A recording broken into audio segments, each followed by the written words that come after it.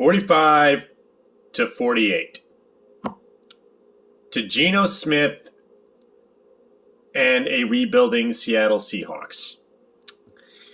You have the number one offense in the league, and somehow, yes, you have the worst defense in the league, but you lost to the 31st offense, 45-48.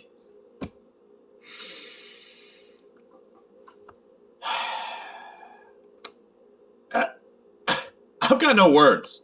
I've got nothing. Offense, I mean, Taylor Decker, by all means. Not Taylor Decker, TJ Hawkinson breaks a record that game. Most reception yards from a tight end in Detroit Lions history. And you still learn how to fuck it up. I'll be honest with you, I really don't know what to think. I don't know if it's just defensive scheming from Aaron Glenn or just the players in general. If they just can't cut it. It has to be scheme just because you have mostly all the same players and with Aiden Hutchinson, which should be an upgrade for your edge core. And your defense looked better last year than it does this year. It has got to be that scheme. It has to be. There is no excuse for this. There is none. To lose to Geno Smith and, like, seriously, we have broke a record for the most points lost in 4 weeks. This is the worst. Statistically, I think this is actually the worst defense in NFL history. Somehow you were able to break freaking Matt Patricia's record in half right there. Well, I thought Matt Patricia's defense was terrible. Forget it. Forget it. You weren't even touching that. I can't believe it. Seriously, I thought Glenn was going to be the guy. I thought he was probably the best defensive coordinator. I don't know anymore. Like, I'm feeling like we almost have to do what we did to Anthony Lynn last season and be like, take over play calling and then bring somebody else in. Like, seriously, this is unacceptable. Even with the same roster, they looked way better last year than they do this year. I'm almost willing to say, forget the 4-2, because apparently it's not working. It's like, you better be flexible about this and not be bullheaded, because it's obviously not working. Like, gee, it was already a dumb idea that you guys pretty much got rid of. Not really a dumb idea, but it's a dumb idea that you moved Iffy to safety. Fatu Melifonwu he was a very competent corner when we drafted him. And now we got Will Harris as our backup, which I get it, but corners is one of the hardest positions to draft for, and he was competent out there. He had injury problems, but by all means, he was competent. So why are we moving him to safety? A position we seriously could draft for or go into free agency or trade for. I get it. Safety's an easier position to learn, but corner, it is a pain to find corners in the draft.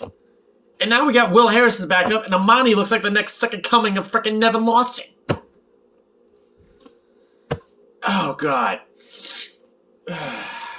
Alex Anzalone. Seriously.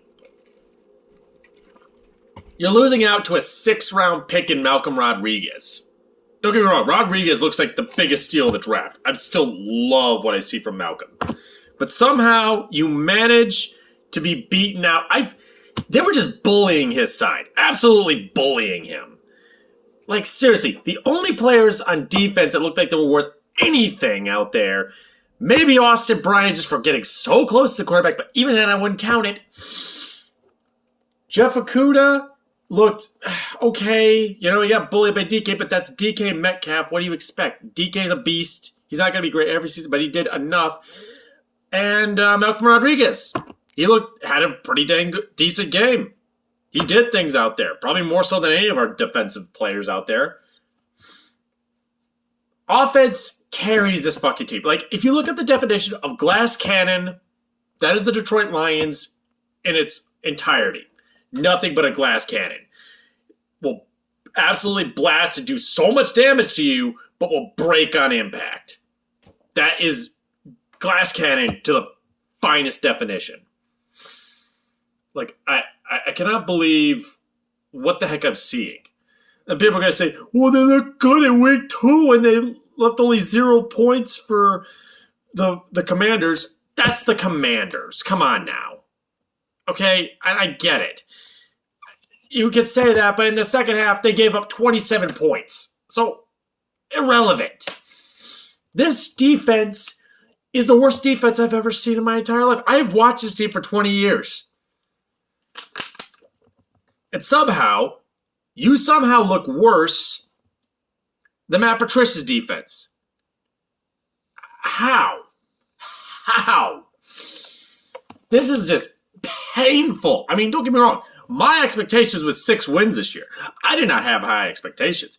The offense has gone above and beyond. Even with the backups in, we were more hurt in the freaking offensive department, and yet they still produce. Defense, you lost Tracy Walker. And you still looked like that. Defense, there is no excuse for it's injuries. No, it's not injuries. It's the scheme. It's the players. It's just not working. All I'm going to say is, if this continues the entire season, Dan, you got to fire Glenn.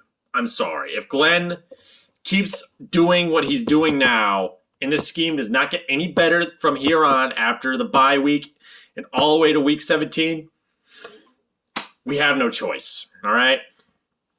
If you play buddy-buddy and try to give this guy a second chance with this scheme, I can almost promise you this is just going to keep happening, because unless we could draft another edge or something, or get something that'll make this 4-2 defense work, I can't see it. I just can't. You can't continue being this glass cannon. You're not going to get anywhere with this. Even if Jameson Williams comes in, you're still not going to win.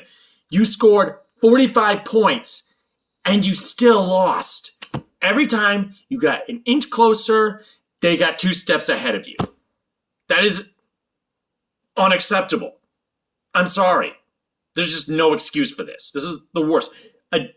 A Seattle Seahawks team that only averaged 15 points a game.